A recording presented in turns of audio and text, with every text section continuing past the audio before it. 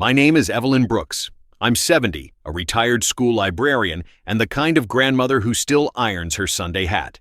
Every night, just before the street lamps hum to life, I walk my dog Justice, a broad-chested German shepherd whose peppered coat hides more scars than I care to count. Most neighbors only see a sweet senior dog. They don't know he spent 8 years as a K-9 officer tracking armed suspects and guarding crime scenes. They don't know the commands he still obeys in a hushed growl of German. I do, and that knowledge makes me feel 10 feet tall. Last Tuesday felt ordinary. Magnolias perfumed the air, cicadas buzzed, and the sunset bled gold down Willow Street. But halfway to the park, I sensed it. Trouble carried on the breeze like burnt coffee. 3 silhouettes leaned against the brick wall outside the shuttered laundromat. Hoodies up, laughter sharp, the kind of sound that doesn't welcome strangers. Justice bristled first. His hackles rose like wheat in a storm. I tightened the leash and kept moving, shoulders square, chin high, just as I'd taught 1,000 kids to do when a hallway felt unsafe. "Evening, Grandma," the tallest called, voice sticky with mock warmth. "Need help carrying that purse?" I offered a polite nod, kept walking. He stepped into the sidewalk, forcing me to stop. "Rude," he sneered. "You think you're too good to talk to us?" Behind him, the shorter one chuckled, twirling something silver, a box cutter catching the streetlight. The third man's gaze slid from my face to my purse, then down to Justice. "Ain't she a fancy mutt?" he said. "Bet she can't bite." Justice answered with a low, rumbling woof that vibrated through the leash. The men flinched but didn't back off. That was their second mistake. The first was choosing me. I cleared my throat, channeling every storytime voice I ever used to quiet restless second graders. "Gentlemen, walk away." The leader grinned. "Or what, Nana? You'll knit us a sweater?" The knife flicked open with a metallic snick. My heartbeat skipped, but Justice leaned forward, weight balanced, waiting for the command I hadn't given in years. I whispered it anyway. "Fass." He exploded. One moment he was beside me. The next he had the knife man's wrist locked between iron jaws. The blade clattered to concrete. The man screamed, knees buckling.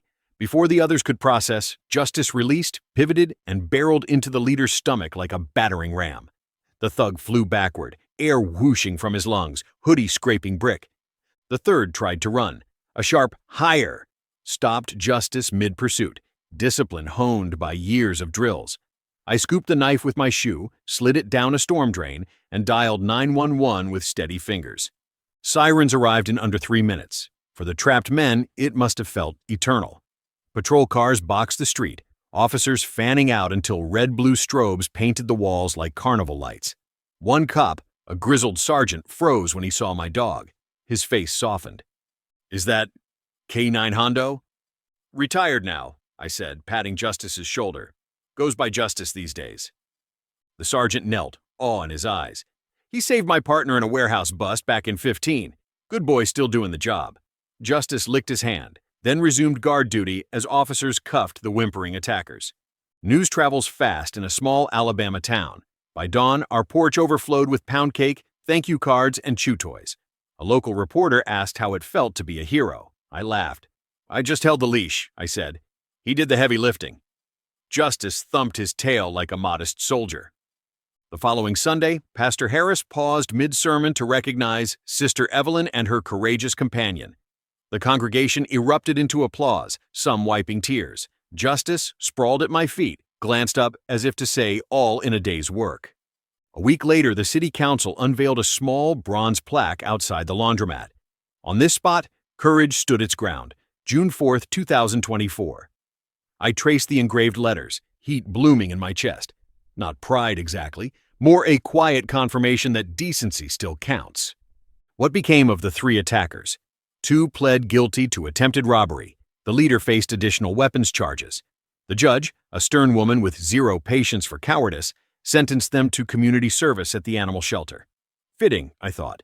Maybe they'll learn respect from the creatures they once underestimated. Life has settled back to routine. Justice naps longer, dreams louder, but every evening he still waits by the door at 7 p.m., leash in mouth, amber eyes asking, "Ready, partner?" And I am. Because courage isn't brass plaques or viral headlines. It's showing up day after day, choosing the sidewalk even when shadows stretch long.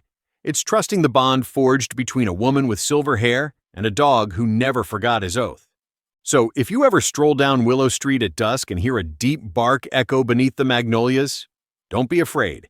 That's just justice on patrol, proof that heroes may grow older, but they never grow small.